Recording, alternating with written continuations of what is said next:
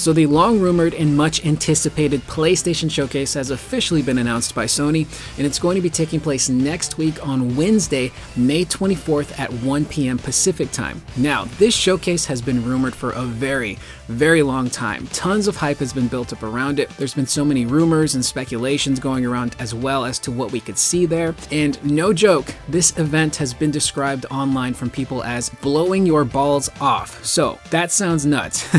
And based on the PlayStation blog post, it sounds like it might actually live up to that insane hype. So the show itself is said to be a little bit over an hour long, and they're going to be focusing on PlayStation 5 and PlayStation VR 2 titles, not only from their first-party studios, but third-party studios as well. And I thought it would be cool to kind of speculate on what new games and even potential new consoles we could see at this event. So here is my predictions video. So if any of that sounds interesting or cool to you, feel free to click the like button. And if you're new here, feel free to subscribe as well to stick around for some gaming information. And I would encourage you all to leave your own predictions in the comments down below. Let me know what you guys hope to see there, what you think will be there, and what's your Hail Mary? What do you hope to see there that probably won't be there? Like your one, I need this to happen game that's a long shot. Okay, so the first thing we could potentially see at this showcase is new hardware. It's been rumored for at least a year now that Sony is working on some sort of new iteration of the PlayStation 5, whether it's a slim console or a pro console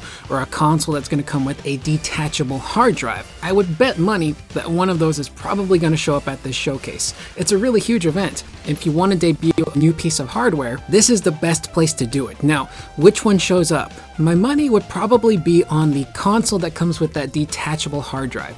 It just makes the most sense for Sony to move forward with that console because it makes manufacturing a lot simpler. Instead of making a digital console and a disc-based console, you now have one SKU to manufacture and supply for everyone out there in the world. So in theory, it should make the manufacturing process much cheaper and a lot faster. There's always the possibility too that this console, while it will come with a detachable drive, could also be a pro version as well. It's kind of up in the air, but I would expect a console at this event. Now let's get to the games. This one is the most obvious, and that is Spider-Man 2. Spooderman 2 was revealed at the previous PlayStation showcase, and we've gotten pretty much squat since then. No gameplay trailers, no story trailers. Anything that we've gotten was on accident. The legendary Tony Todd, who is going to be voicing Venom in this game, did let it slip that the game would be coming out around September or October of this year. I think he did get in trouble for that. But this is Tony Todd. Are you going to tell Tony Todd to his face like, hey, you messed up, we're mad at you? No, the guy would kill you. He's super scary and he's got an incredible voice. So I would fully expect them to dedicate a pretty decent amount of time to Spider-Man 2. I would expect a new story trailer, and I hope that we get a gameplay demonstration. I'm really curious to see what they do with combat this go around, because we've gotten to play as Peter and we've gotten to play as Miles. So I think the natural evolution is to be able to swap between the two characters at any given time. Maybe it's a Grand Theft Auto 5 situation where Peter's in one part of New York and Miles is in the other, and you can hot swap between them doing different story missions or side quests. Or maybe there's situations where in combat you can flip-flop between Peter and Miles as you're fighting, and you can do some really cool team-up attacks. I think there's a lot of possibility there to do an advanced version of that combat, since in the trailer that we got previously, we did see Peter and Miles teaming up. So I'm hoping that's an indicator that they're going to really upgrade that combat and allow for some really cool hot swapping, but some cool co-op attacks as well. Secondly, this one is also pretty obvious, The Last of Us Factions. Now, The Last of Us Factions is the Last of Us multiplayer. The original version of Factions debuted with the first Last of Us game. It was on the remastered version as well, if I'm not mistaken. And it's essentially The Last of Us, but multiplayer style. Now, The Last of Us is at pretty much an all-time popularity high right now, with the TV show having just ended its first season. It was like the most watched show on the planet. It was really well received, and of course the game itself, regardless of how you feel about part 2, is still pretty massive, and there are millions of people out there that are fully invested in this IP.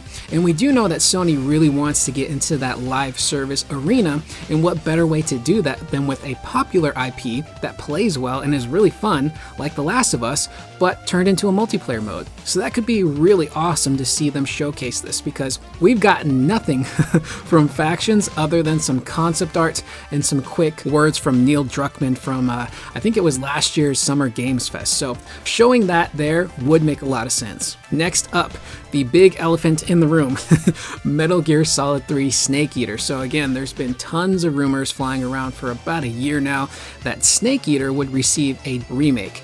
I've done a couple of videos on my channel covering that news, so if you'd like to check those out, I will link those in this video. But these rumors seem to be gathering a lot of steam, and not only the fact that Part 3 will get a remake, but that there will be some sort of PlayStation exclusivity going on between Sony and Konami, which leads me to some other games that are going to be included in the same category, and that is Castlevania, as well as Silent Hill 2. So we've seen Silent Hill 2 already shown off. It's going to have that PlayStation exclusivity as far as consoles go, and then of course there's the rumored Metal Gear, but along with Metal Gear was Castlevania. We don't know if it's going to be a 2D side-scroller or a 3D type Castlevania game, but we do know that Sony and Konami are working together behind the scenes to get these IPs made and show up on a PlayStation console. So it might be a situation where maybe they're money-hatting Konami to fund these projects, but Sony might also have a hand in the development process. So unfortunately, it looks like those games won't make it to the Xbox, but I fully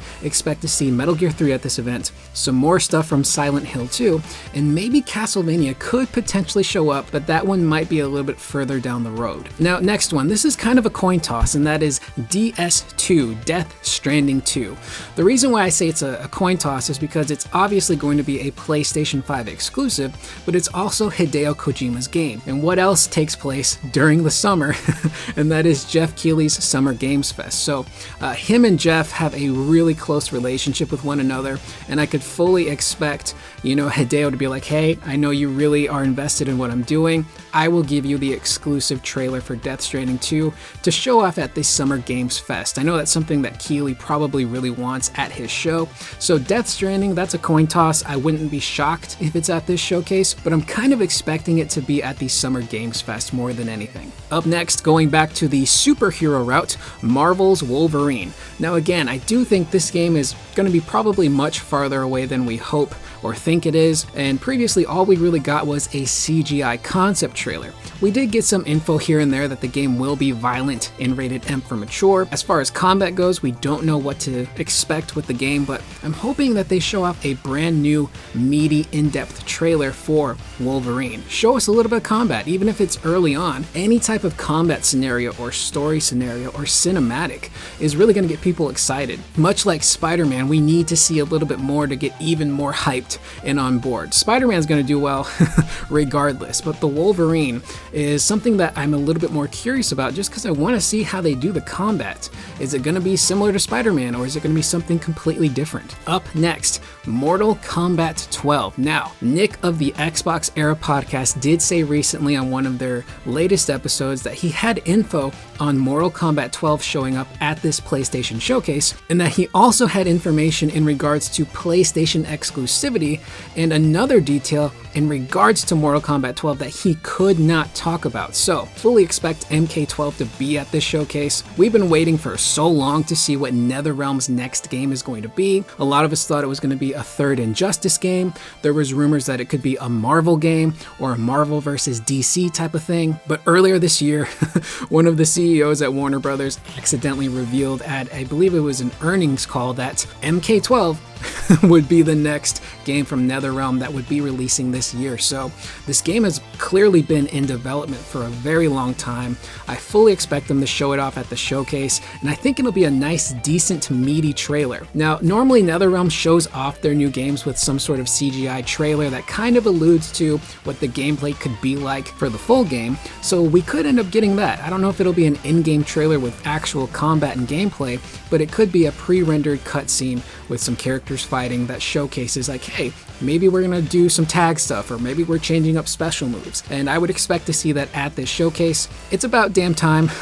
We all expected the next NetherRealm game to show up sometime last year at E3, which it didn't do. It didn't show up at Summer Games Fest, and it did not show up at the Video Game Awards, which was pretty much the last resort that we expected. So, crossing my fingers that we see something super cool from MK12 at this showcase. Now, the last two games. These are a little bit of a long shot, one more than the other, but the game that I would love to see show up is Ghost of Tsushima 2. Again, if you are new to my channel, I fucking love Ghost of Tsushima.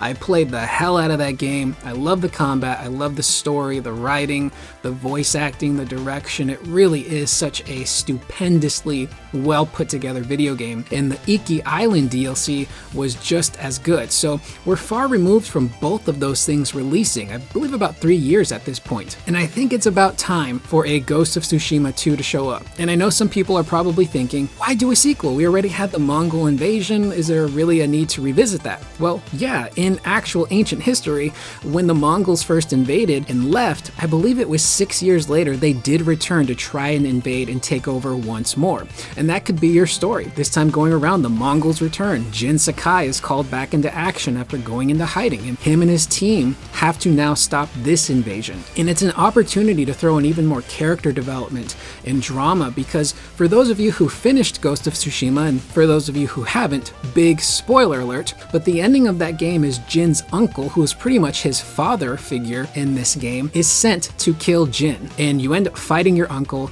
you defeat him in battle, and you're given two choices. You can either kill your uncle, which is basically his last request, or you can spare your uncle's life and go into hiding. So most people chose the second option, that's what I picked, but it'd be really interesting to see what Sucker Punch considers to be canon. Does Jin actually spare his uncle and go into hiding, or does his uncle die? There's so much you can do there with the story and injecting even more drama and character development into the world of Ghost of Tsushima, and you can even take it as a chance to upgrade the combat a little bit more, make it a little bit more difficult, make a little more depth added to that combat instead of it being the very simplistic but addictive rock, paper, scissors. Now, the last game that I'm holding out hope that will show up at this showcase is Final Fantasy VII Rebirth. It's been nearly almost a year since we got that Rebirth reveal trailer, and we got nothing afterwards.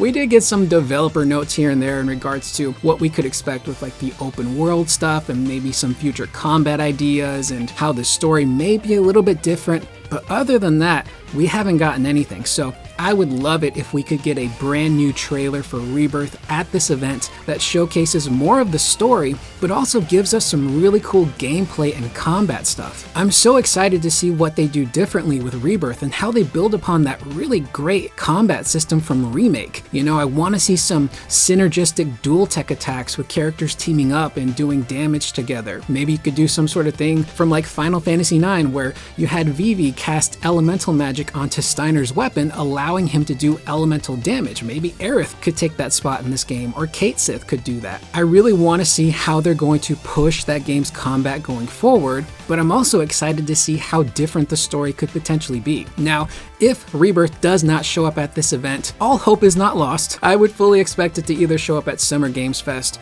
or Square Enix could just do what they did last year and hold their own Final Fantasy Direct, that anniversary stream where we got Rebirth in the first place. We got that really cool reveal trailer. So I'm crossing my fingers that Rebirth shows up at this event. It's been a long time coming. It's about time we get something new. Final Fantasy 16 has been hogging all the spotlight.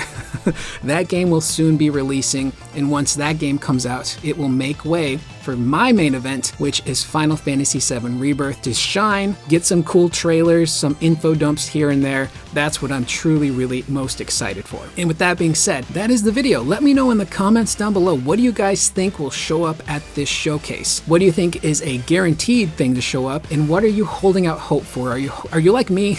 Do you want to see a Ghost of Tsushima 2 pop up, or is there a certain game in particular that you have your heart set on that you're hoping makes an appearance at this showcase? Leave those in the comments down below. I am Curious Corduroy. I will see you guys in the next video. Please remember to always be excellent to one another.